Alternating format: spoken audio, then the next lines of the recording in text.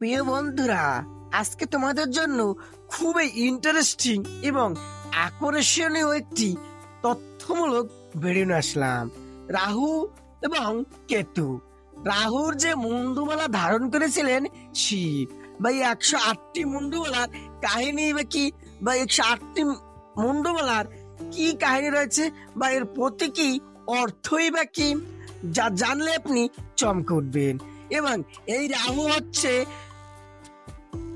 নবগ্রহের মধ্যে অন্যতম। রাহু এবং কেতু নামে প্রসিদ্ধ।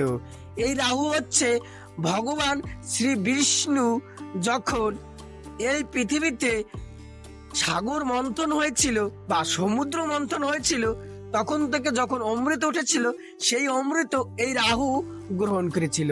এবং মোহন রূপে যখন এই অমৃত তিনি রাহুকে দান করেছিলেন, তখন তিনি বুঝতে পারলেন যে সে রাহু ছিল। তখন তার ভগবান শ্রী বিষ্ণু তার সুদর্শন চক্র দিয়ে তাকে শিরোচ্ছেদ করেছিলেন। সেই শিরোচ্ছেদের অংশ রাহু নামে প্রসিদ্ধ। এবং বাকি যে অর্ধেক দেহ রয়েছে, মানে ধর থেকে আলাদা যে দেহটি রয়েছে, সেটি কেতু নামে প্রসিদ্ধ। এবং নবগ্রহ রূপে রাহু কেতুর অবস্থান। তো চলুন এই শিবের গলায় মুন্ডমালা কিভাবে ধারণ করলেন সেই কাহিনীটি আজকের ভিডিওতে জানি। তো শিবের গলার মুন্ডমালা লক্ষ্য করেছেন অনেকেই। পুরাণে এ সম্পর্কে বিভিন্ন উল্লেখ পাওয়া যায়। তবে প্রচলিত বিশ্বাস অনুযায়ী রাহুর গলায় মুন্ডমালা সতীর 108টি জন্মের প্রতীক।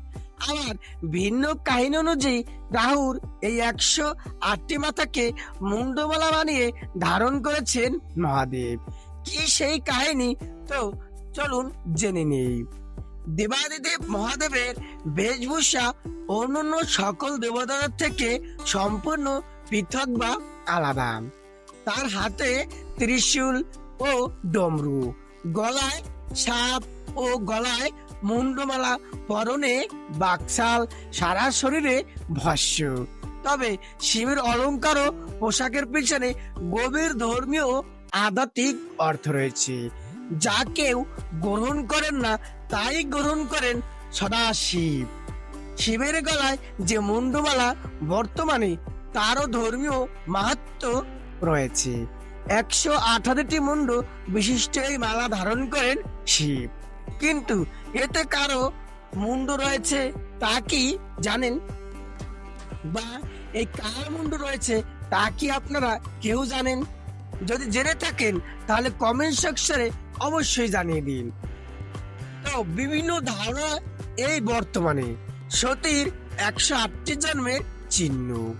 তো প্রচলিত বিশ্বাস অনুযায়ী এই 108টি মুন্ডু সীতার বা সতীর গত জন্মের চিহ্ন। এর আগে 107 বার জন্মগ্রহণ করে নিজের শরীর ত্যাগ করেছিলেন তিনি। এই সবই তার প্রতীক। আবার ভিন্ন কাহিনী অনুযায়ী সতী শরীর ত্যাগ করলে বিষ্ণু তার শরীরের 51 টুকরো করেন, যা পরবর্তীকালে শক্তিপীঠের মর্যাদা পায়। কিন্তু সতীর মাথার দিকের অংশ নিজের হাত দিয়ে একত্রিত করে তার মালা হিসেবে ধারণ করেন। এভাবেই শিব সতীর প্রেমের সাক্ষী হয়ে দাঁড়ায়। এই মুন্ডমালা, এই মালা সতীর 108 জন্মের প্রেম ও সমর্পণের প্রতীক। রাহুর কাটা মাথায় শিবের গলার মুন্ডমালা পৌরাণিক কাহিনীতে কি বলছে?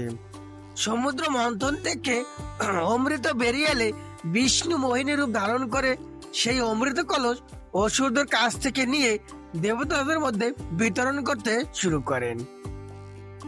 এর ফলে মোহিনীর মায়াজালে জড়িয়ে অসুর অমৃত ও অমরত্ব থেকে বঞ্চিত থেকে যান।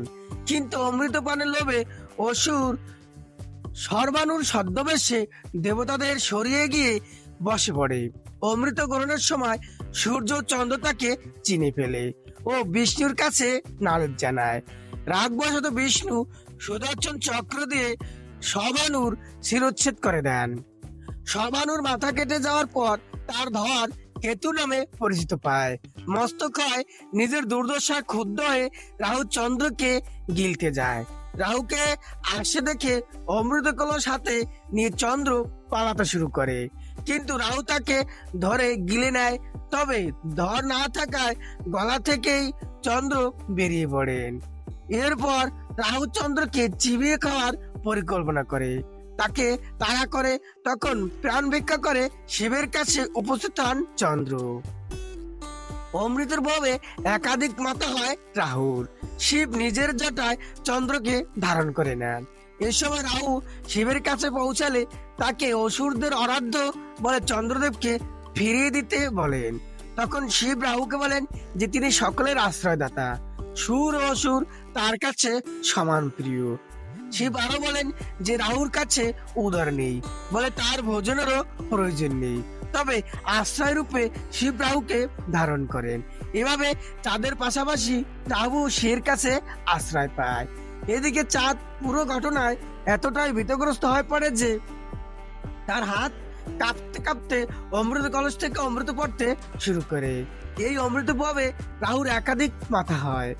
শিবের ধারণ করার পর রাহু এমনই শক্তিশালী হয়ে পড়ে, রাহুর 108টি মাথার মুন্ডমালা মানিয়ে রাহু গলায় ধারণ করেন শিব।